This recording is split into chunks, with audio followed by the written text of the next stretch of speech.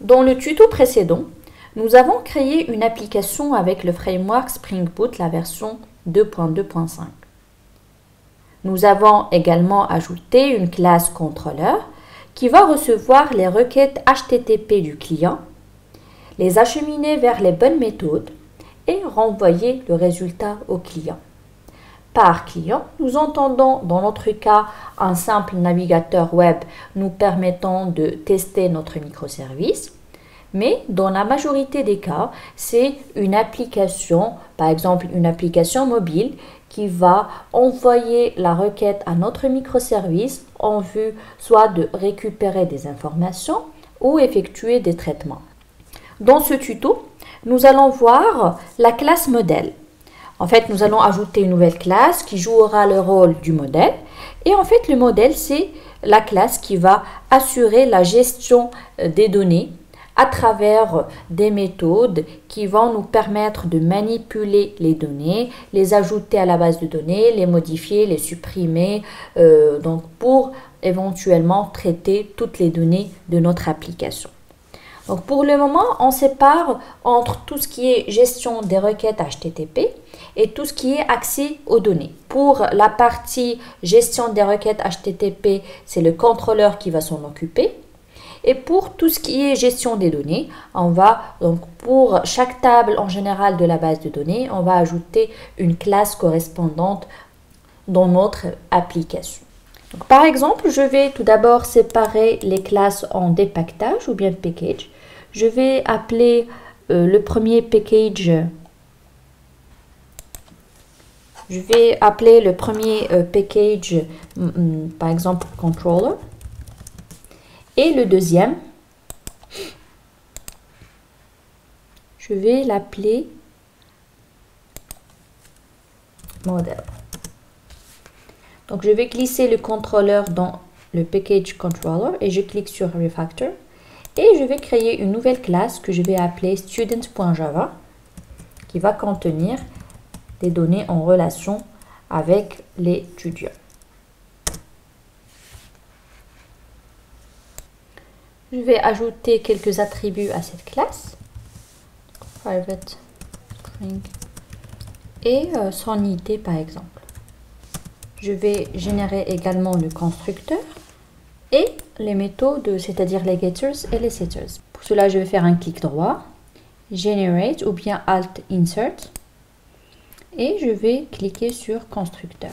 Je sélectionne les deux avec la touche contrôle et je génère. Je fais de même pour les setters et les getters.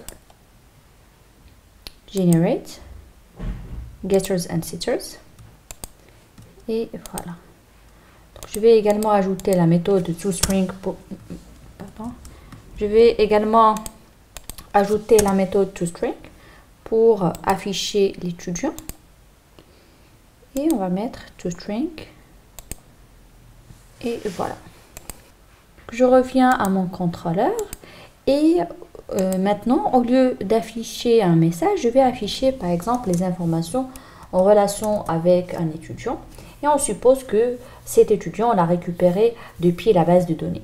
Donc, je vais déclarer un étudiant, student, par exemple S1 égale new student.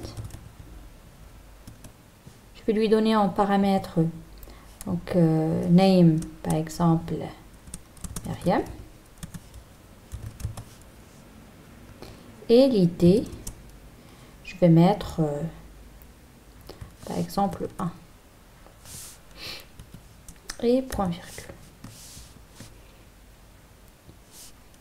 Donc, ensuite je vais retourner S1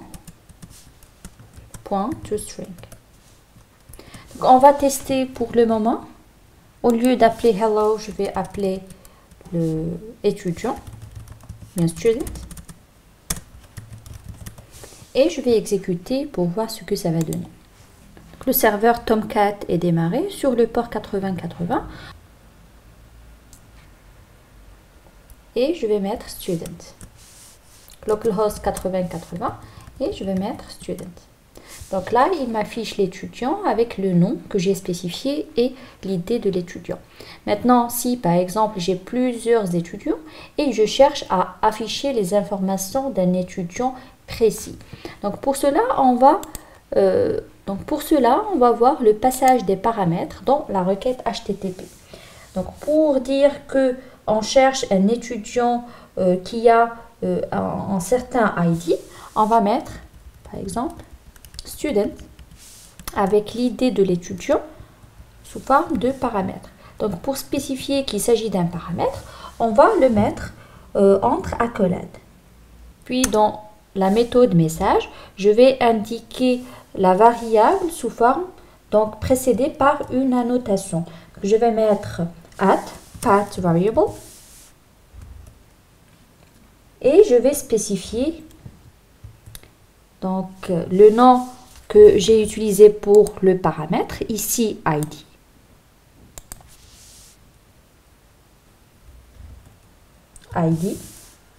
Et je vais mettre donc ce paramètre dans une variable que je vais appeler par exemple id student pour faire la différence entre les deux. Donc ma variable, pour dire que je vais passer un paramètre dans la requête HTTP, je vais le mettre entre accolades. Et pour récupérer ce paramètre depuis l'URL, qu'est-ce qu'on va mettre? On va mettre la notation @pathVariable. On va spécifier il s'agit de quel paramètre on va extraire depuis la requête HTTP. Et ensuite, on va dire ce paramètre, lorsqu'il est extrait à partir de la requête, on va le mettre dans la variable qu'on va appeler idStudent. Donc après, if, je vais juste ajouter une petite condition. If s1.getID égale, enfin ce sont deux chaînes de caractères, donc je vais utiliser la méthode compares_to idStudent. Dans ce cas,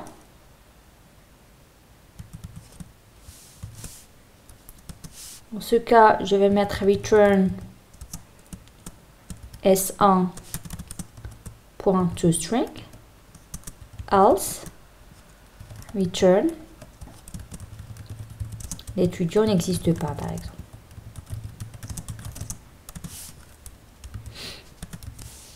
Et je vais enlever ça.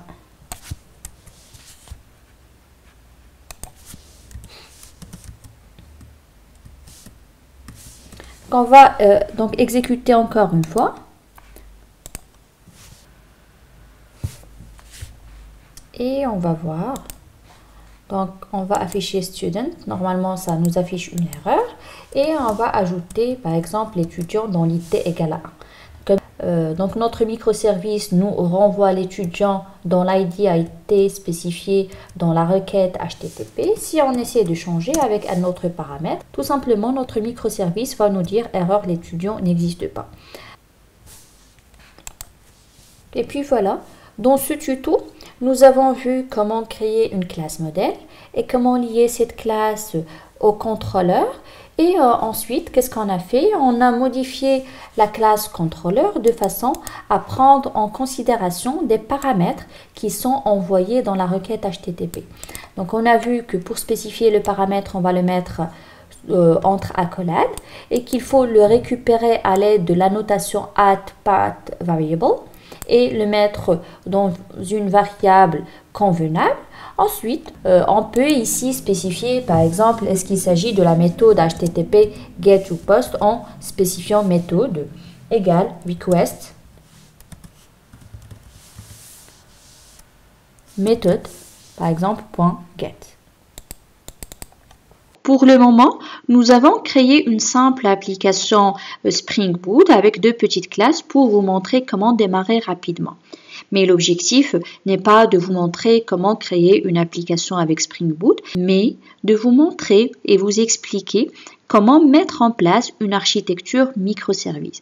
Donc c'est plutôt une question d'architecture que de codage. Pour cela, il est important, avant de passer à la partie 3, de rappeler qu'un microservice est une application qui doit être résiliente. C'est-à-dire que, en général, on va trouver notre microservice sous forme de plusieurs instances, c'est-à-dire on va faire une copie de notre application et qui va être démarrée en plusieurs instances. Chaque copie de notre application va être démarrée dans un environnement isolé. Comme ça, on va assurer la pérennité du service. Si jamais une des instances tombe en panne, on a toujours les autres copies de notre microservice qui vont continuer à fonctionner et donc vont continuer à assurer le service pour lequel ils ont été conçus. Chaque microservice a sa propre base de données.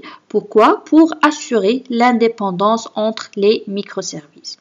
Maintenant, quoique les microservices offrent pas mal d'avantages en termes de continuité de service, en termes de mise à jour qui sont transparentes aux clients et aux applications qui vont consommer votre microservice, en termes de granularité, parce que c'est facile d'isoler un microservice, le modifier ou bien carrément le supprimer si on a le besoin, mais cela nécessite l'adoption de pas mal de choix technologiques qu'on va utiliser pour mettre en place cette architecture. Par exemple, on a toujours le framework Spring Boot pour tout ce qui est codage de l'application. Donc, pour la granularité des services ou bien jusqu'à quel degré notre service doit être granulaire ou petit, on va se baser sur la programmation par aspect. C'est-à-dire notre microservice va s'attaquer à une seule fonctionnalité de l'application avec sa propre base de données. Pour tout ce qui est communication, on va toujours trouver le format de requête HTTP et la réponse du microservice va être sous forme de fichier XML ou bien de fichier JSON.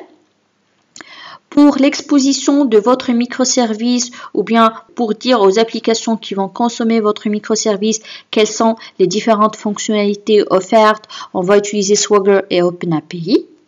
Pour tout ce qui est configuration et gestion de microservices, c'est le point, je dirais, le plus important. On va trouver pas mal d'outils comme Spring Netflix, Eureka Server, Consul, Zookeeper, Spring Cloud Configuration Server pour la configuration. Et pour échanger les messages entre les microservices, par exemple, on peut utiliser Spring Cloud Stream, OpenZipkin et bien sûr pas mal d'autres outils. Ce qui veut dire c'est juste un exemple d'outils ou bien de choix technologiques que vous pouvez adopter pour mettre en place une architecture microservice. Bien sûr, vous allez trouver d'autres outils en fonction de la technologie que vous allez utiliser ou bien en fonction de votre besoin. Donc, à présent, on va passer à la partie 3 dans laquelle on va voir comment configurer notre microservice ou bien ce qu'on appelle la gestion de configuration de notre microservice. Donc, à très bientôt.